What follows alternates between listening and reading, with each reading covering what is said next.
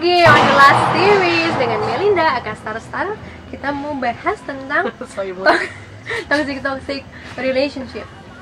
Tuh masih ada masnya juga di sini ya, dan mas aku. Maunya aku bantuin deh. Terus kita mau ngomongin tentang toxic relationship, gejalanya apa dan bagaimana kita mengenali orang-orang ini tidak baik buat kita. Baik, stay tune. Oke, Pi. Ratu toxic sebenarnya. Ratu karmic relationship yang pernah dijalani banyak. Gimana tuh? Kira-kira gejala-gejala apa yang tidak baik dari sebuah hubungan yang menunjukkan orang itu tidak baik sebenarnya buat kita. Jadi gini, lagi-lagi ya, namanya satu hubungan. Nomor satu hubungan itu memang harus saling saling.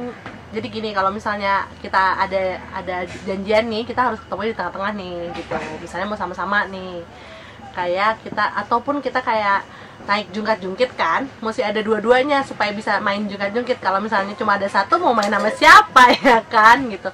Jadi emang ciri-ciri salah satu toxic relationship adalah di saat hanya salah satu yang berjuang. Nomor satu. Nomor satu. Gini, ya. Hanya salah satu ya yang berjuang, sementara si pasangan itu doing nothing, atau dia sekedar bilang iya tapi he's not doing anything gitu loh. Jadi ya nggak bisa, itu toxic biasanya yang kayak gitu. Itu yang nomor satu. Kayak kita ada di hubungan ini tapi terasa sendiri. Capek. Terus biasanya kalau aku melihatnya kata-katanya sudah kasar, tidak bisa menerima kita apa adanya. Kayak misalnya kalau kita lagi di rumah, dia datang nyamperin, ngapel gitu ya, terus dia lihat kita nggak dandan, dia ingin dandan dulu deh gitu. Atau enggak yang kayak ih kamu gendut, kritis yang kayak tidak comparing, itu distraktif ya, yang menghancurkan kepercayaan diri.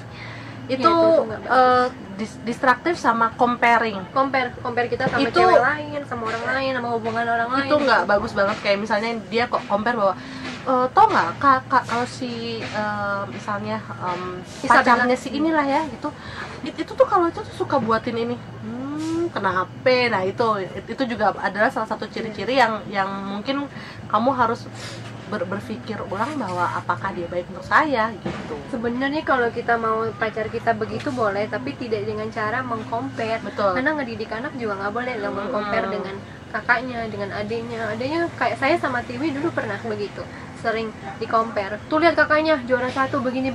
Tiwi stres dan dia pernah ada di jalur anak bandel. Tapi begitu aku rangkul bisa. Jadi jangan caranya dengan mojokin, membandingkan begini, justru kita yang masak dong. Kayaknya masakan kamu enak deh, dengan kata-kata baik gitu. Jadi caranya mereka bakal termotivasi ya, bukan dengan membandingkan, dengan bilang kamu gendut banget, jelek.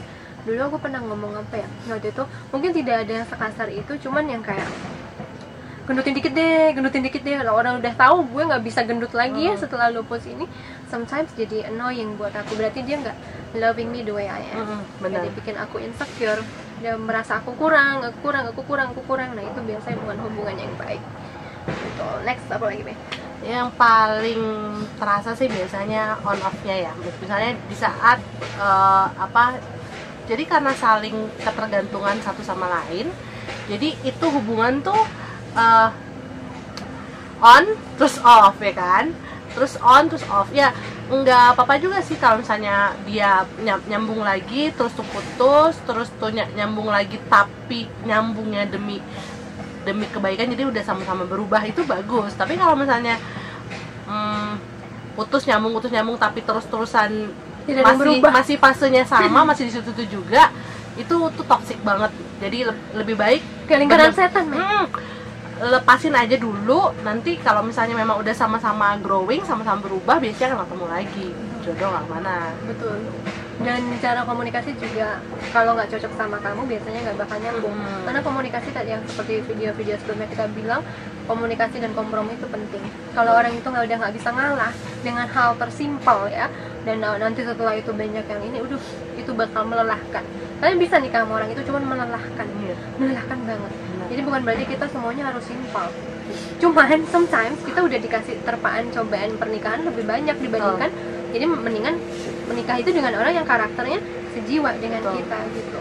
Jadi kalau udah ini aja bentrok, udah apalagi nanti hal besar. Nanti pada saat sudah menikah itu akan 10 10 kali lipat lebih sulit dari yang kita jalanin dalam pacaran ya. Iya. Yang paling parah itu ada salah satunya itu adalah di saat toxic itu egois ya, egois banget.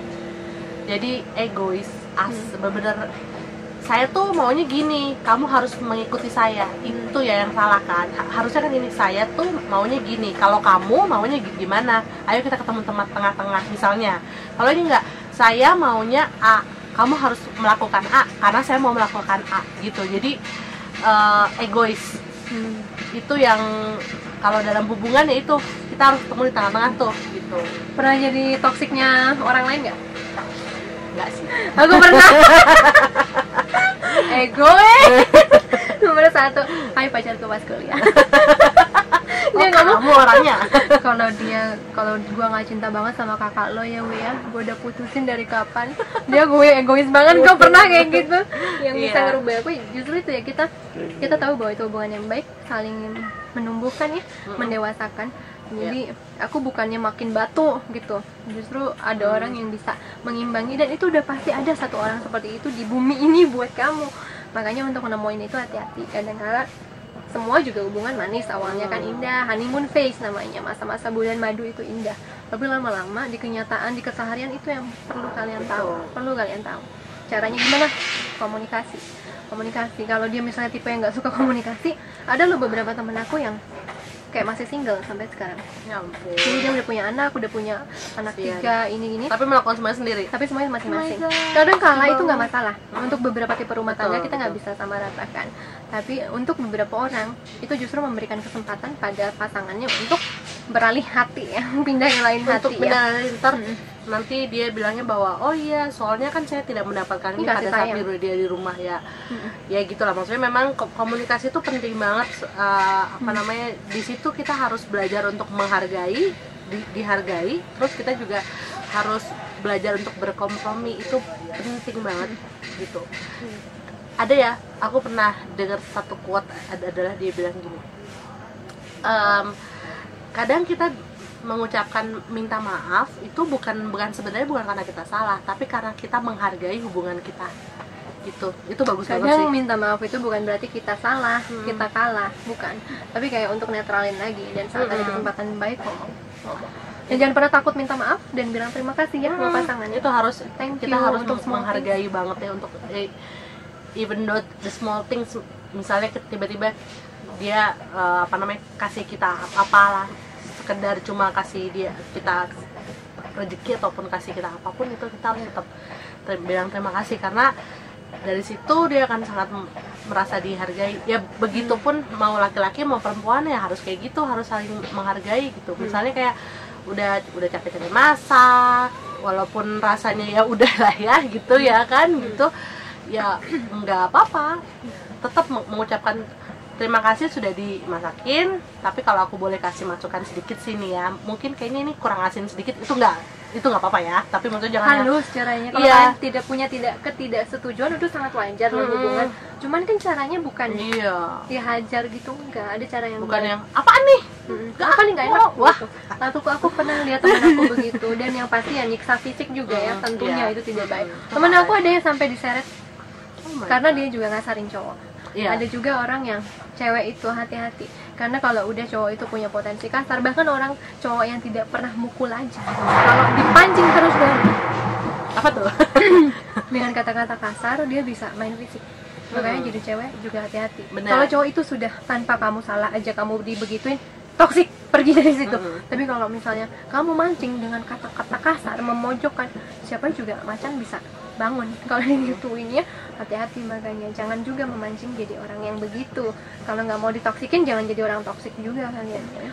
Toxic relationship itu adiktif ya, itu parah sih, adiktif. Jadi kayak orang kecanduan sama sesuatu itu seperti itu. Contohnya nih, aku punya contoh nih, untungnya bukan aku sih, alhamdulillah ya kan.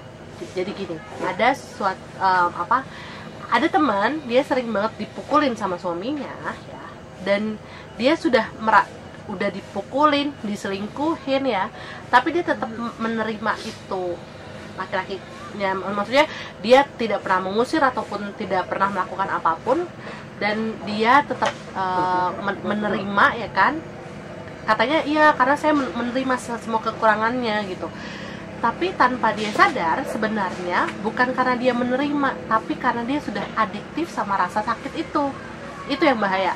Jadi di saat kita sudah merasa bahwa ya nggak apa-apa kok, saya sih menikmati rasa sakit ini, nah itu yang akan membuat menjadi toxic relationship. Sementara harusnya kan kamu tahu, wah ini nggak baik nih untuk saya nih, tapi dia sudah sangat memaklumi sampai dia bilang bahwa enggak kok, karena dia akan berubah.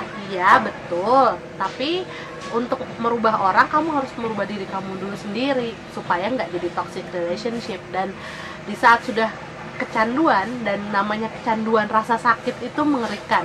Jadi di saat kamu disakiti berkali-kali tapi kamu bukannya merasa bahwa enggak ini nggak baik untuk saya, tapi kamu malah menerima bahwa nggak apa-apa, saya lama-lama menikmati rasa sakit ini, dan itu menyedihkan sih.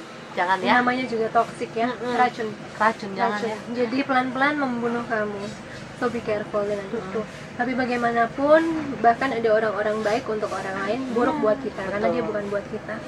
Ingat ya, orang yang tidak ditakdirkan untuk kita itu pasti hanya akan berakhir menyakiti kita. Bukan berarti mereka salah, mereka cuma bukan jodoh kita aja kok. Nggak apa-apa, jadiin itu satu pelajaran kok gitu.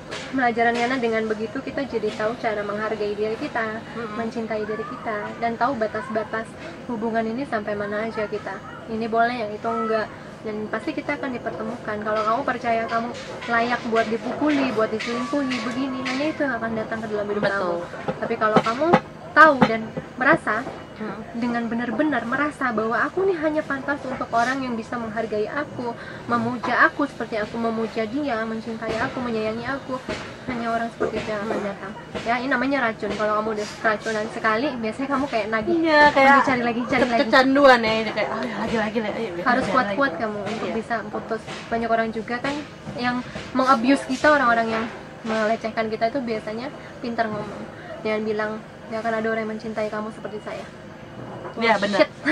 Bullshit.